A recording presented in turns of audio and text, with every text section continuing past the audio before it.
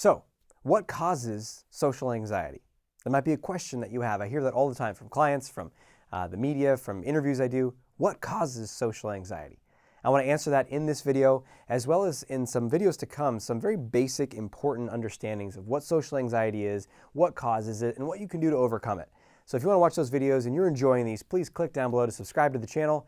Click the little bell notification icon. You'll be able to watch more videos and you'll support the growth of this channel, which is here to help you and as many people as I can experience extraordinary confidence in every area of life. So let's talk about what causes social anxiety. You guys ready? Here we go. It's your parents. Next video.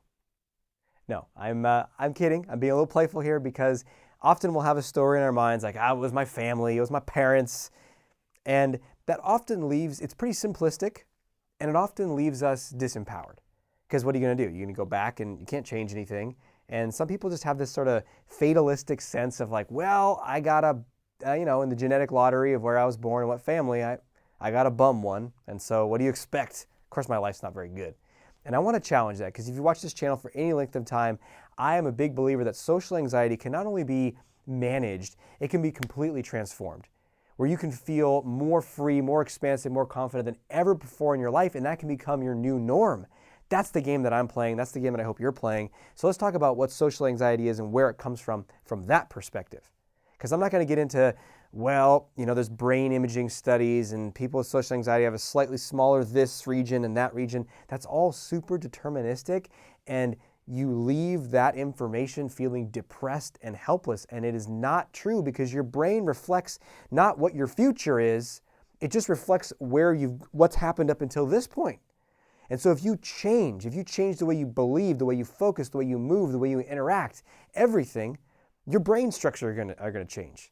Everything about your genes that express are going to change. So we got to stop getting in that deterministic, helpless, fatalistic perspective and into a more true perspective, which is you create your own reality. No matter how long a pattern has been running, you can change it fast. So what causes social anxiety? Well, to know that, you have to look at what social anxiety is. And social anxiety is merely a pattern that someone is running at any given time. So you can be running the pattern of social anxiety and experiencing social anxiety or not. Even people who feel like they have a lot of social anxiety or say, I have social anxiety disorder, they're not experiencing social anxiety 24 hours a day. I mean, they're asleep for some of that. But even in their waking life, it's not 24 hours a day. It's a lot, but it's not all the time. So it's like, think of it instead of this thing that you have, like I have an affliction, like I got a fever, I got social anxiety. No, it's a pattern that you're running. Now, you might be running it a lot, so it feels pretty familiar and like it's your personality, but it's not who you are. And you can change that pattern very quickly. So the pattern is a perception that someone is going to dislike you, judge you, or somehow see you negatively. And that perception is true in some way, like you are less than, unworthy, not likable. And as a result, you feel anxious, you feel threatened around those people or maybe around everyone, depending on how severe the social anxiety is. So that's a pattern. If you have a lot of social anxiety, you experience that pattern a lot. Now, where does that pattern come from? Does it really come from our family? Does it come from our parents? Well, the answer is it's complex. So children can be born with an increased level of behavioral inhibition. Even infants, like little babies, they do little experiments where they'll stimulate them with things like faces or other stimuli. And some kids are more like, whoa, what's that? And other babies are more like, oh, get it away from me, right? There's also a range of sensitivity. Some kids are very sensitive. Sounds are experienced more. Tastes are experienced more. Colors, smells. And so when they experience something it might not seem that intense to others, but to them it's very intense, and their nervous system is sort of shocked by it, and they might want to get a little more distance. They might feel other people's emotions more if you're more empathic. And typically, most people that I work with who have social anxiety, myself experiencing social anxiety, tend to be more sensitive, more empathic. You might have heard the term highly sensitive person. These don't mean someone has social anxiety, but they kind of go along with social anxiety. So here you have this sensitive person. Maybe you're more sensitive to rejection as well.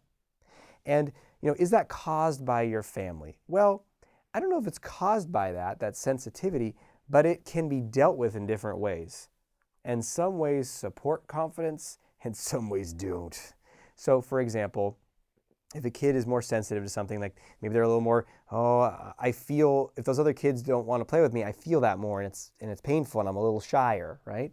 That's that behavioral inhibition. You know, a parent might say, hey, what's going on? Oh, those kids you're worried about them not playing with you.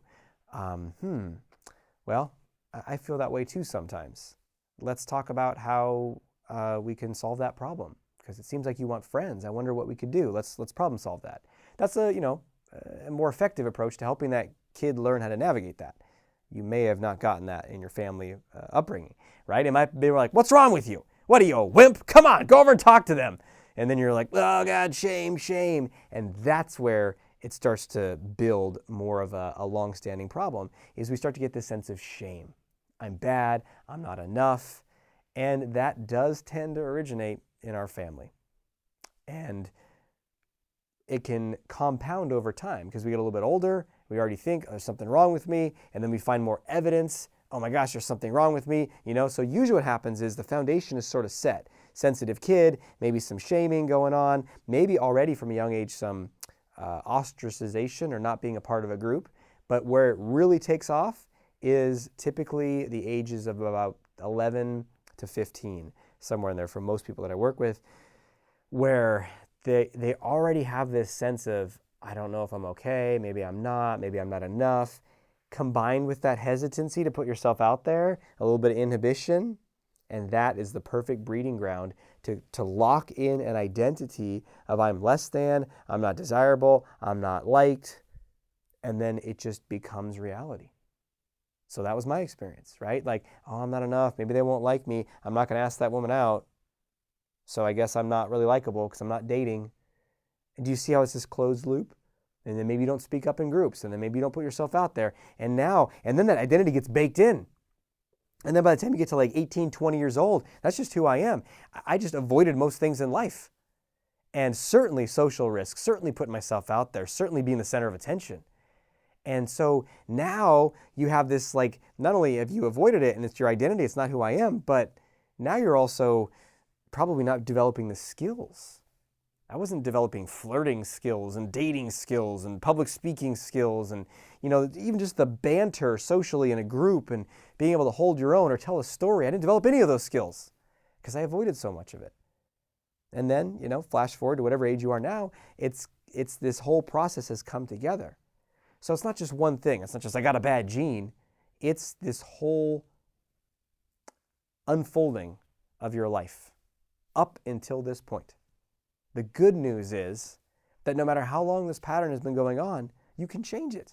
You absolutely can, because it's just a matter of changing some of those patterns. What are those patterns to change? Well, I'll share that in the next video, which is going to be how to overcome social anxiety. But this helps you get a better understanding of where it is and what it is, where it comes from. This is by no means extremely comprehensive. I don't want to give you a 45-minute lecture with PowerPoints. I just want to give you the straight to the point, easy to understand way to make sense of where this is coming from and that you can absolutely do something about it. So again, stay tuned for that next video. Also, click down below in the description. You can get my ebook, 5 Steps to Unleash Your Inner Confidence. Also, if you go to draziz.com, D-R-A-Z-I-Z, still working on spelling my own name, draziz.com, and you can get that ebook, which gives you the 5 steps that will help you start to shift this right away. And I'll share more in the next video about how you can do that. So share down below in the comments. What did you learn? What are you seeing about yourself? Where do you think your experience of social anxiety comes from? What's contributed to it? And let's all learn and grow together. All right, fantastic. Until we speak again, we have the courage to be who you are and to know on a deep level that you're awesome.